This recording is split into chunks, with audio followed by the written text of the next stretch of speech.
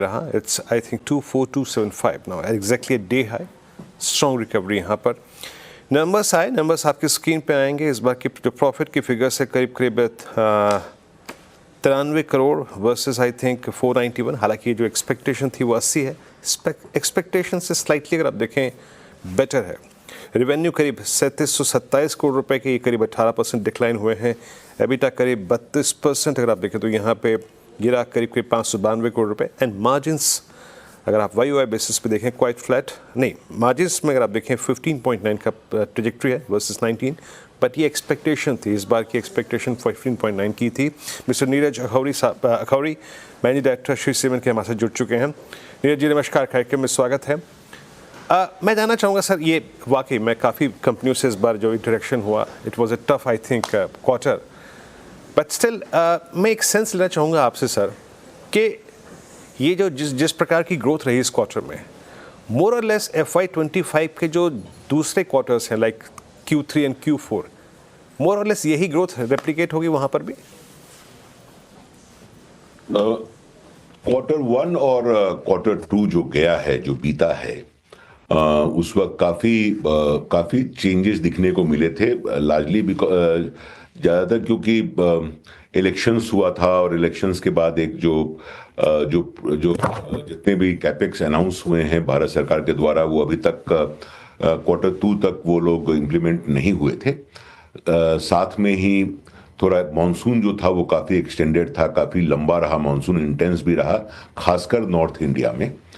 मेरे ख्याल से जो आने वाला क्वार्टर 3 और क्वार्टर 4 है, उसमें डिमांड ग्रोथ ज़्यादा बेहतर रहेगा। अब हम लोग का अनुमान है कि 8 से 9% का डिमांड ग्रोथ आने वाले क्वार्टर में दिखना चाहिए। और वो देखते हुए ये जो फर्स्ट 2 क्वार्टर्स में जो एक वीकनेस दिखी थी, पूरे साल में वो वीकनेस नहीं रहेगी। हम लोग का मानना है कि पूरे साल में cement demand growth positive tune पर ही एंड करेगा। अगर नेक्स्ट 2 क्वार्टर्स जो हमारा अनुमान है उसके मुताबिक अगर डिमांड ग्रोथ रहा तो। Okay, 8 to 9% for next 2 quarters exactly, जैसा कि सेंस फर्स्ट हाफ का मिला, सेकेंड हाफ का मिल चुका है आपसे सर।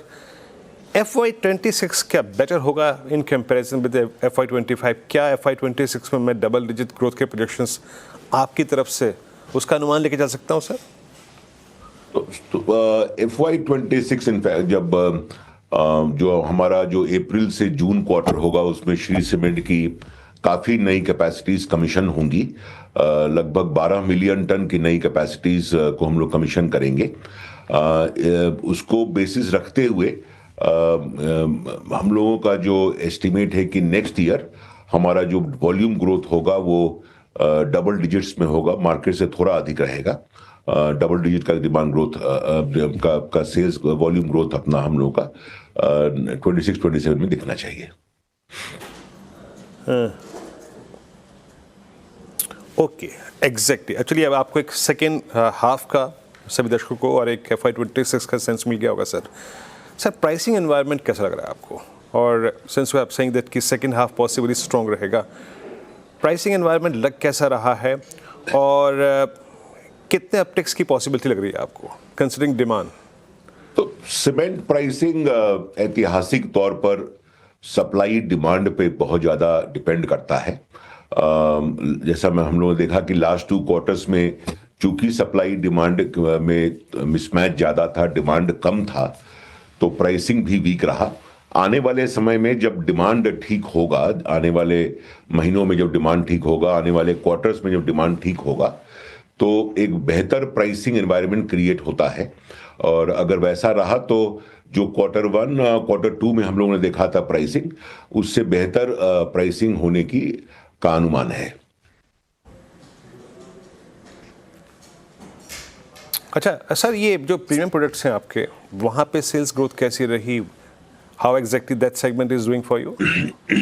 तो लास्ट क्वार्टर में श्री में हम लोगों ने बड़ा एक डेलिब्रेट स्ट्रेटजी लिया था वैल्यू ओवर वॉल्यूम का। चूंकि वॉल्यूम डिमांड ग्रोथ मार्केट का कम था, इसलिए ज़्यादा हम लोगों ने फोकस किया प्राइसिंग पर। ज़्यादा फोकस किया अपने प्रीमियम प्रोडक्ट्स पे, ज़्यादा फोकस किया अपने ट्रेड सेगमेंट्स पर, अपने ज्योग्राफी सेगमेंट्स पर। हम लोगों ने मेरे ख्याल से उसके पहले वाले वर्ष में हम लोगों ने लगभग 9% हमारा था प्रीमियम प्रोडक्ट का शेयर, जो लास्ट क्वार्टर में बढ़कर 15% हुआ है। और इस 15% पे हम लोग इसको स्टेबलाइज करना चाहेंगे आने वाले कुछ क्वार्टर्स में, और फिर से इसको ग्रो करना चाहेंगे 20-25% तक। यही हम लोगों का प्लान है, यही हम लोग करना भी चाहते हैं। तो प्रीमियम प्रोडक्ट का सेल हम लोगों की आशा से भी बेहतर रहा है एट 15%, और लगता है कि ये ट्रेंड को हम लोग कंटिन्यू कर पाएंगे।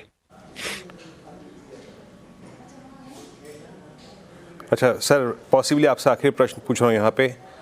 मार्जिन्स की ट्रजेक्टरी हमारे बिलीफ के, हमारे पोल के अनुमान के मुताबिक है exactly at 15.9। Considering all I think cost pressures और ऑपरेशनल एफिशिएंसी वो पॉसिबली जो आप सेकेंड हाफ में जनरेट करें, क्या ट्रजेक्टरी रहेगी आपकी मार्जिन्स की?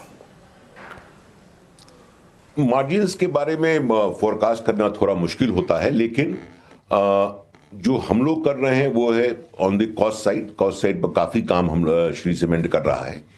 और अगर वो उस काम में से 1% काम अगर सक्सेसफुल होता है तो अपने कॉस्ट को हम फर्दर गिरा पाएंगे। जैसा आप जानते हैं, लास्ट क्वार्टर में भी हम लोगों ने कॉस्ट पर काफ़ी काम किया और लगभग 8% कॉस्ट को गिराने में सफल रहे।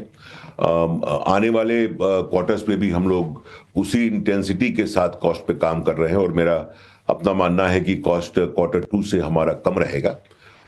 अगर साथ में अगर डिमांड और प्राइस भी पैन आउट करता है तो कहना अनुचित नहीं होगा कि एबिटा कुछ बेहतर दिखेगा, लेकिन एग्जैक्ट फिगर को बताना ये थोड़ा मुश्किल होगा।